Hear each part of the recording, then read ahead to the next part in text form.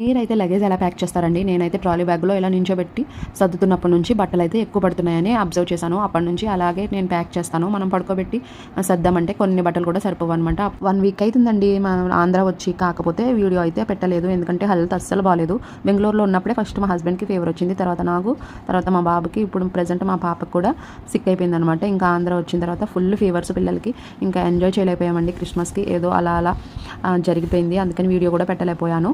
ఇంకా మా అత్తయ్య వాళ్ళ ఇంటి దగ్గర గార్డెన్ అనమాట. చూసారా చెట్టు ఎంత చిన్నగా ఉందో, కానీ అప్పుడే జాంకాయ అయితే వచ్చేసింది. ఆల్రెడీ ఇది 3rd ఫ్రూట్. మేము వస్తామని చెప్పి మా అత్తయ్య కవర్ కట్టి ఉంచారు. ఇంకా వంకాయలు ఇవన్నీ కూడా బాగా వస్తున్నాయి. హైవే పక్కన హౌస్ అండి. ఇంకా ఆవులు అవన్నీ వచ్చేస్తాయి అనమాట. అందుకని ఫెన్సింగ్ అయితే వేశారు మావయ్య. ఇంకా వాము మొక్కలు కూడా ఉన్నాయి. ఎప్పుడైనా బజ్జీలు వేయాలి అని అనుకుంటున్నాను. చూడాలి మరి. ఈ ఫ్లవర్ని ఏమంటారు అనేది కామెంట్ చేయండి. నేనైతే జాంకాయని నీట్గా వాష్ చేసేసి మొక్కలు కోసేసాను. చాలా టేస్టీగా ఉందండి. Belated Christmas and happy new year.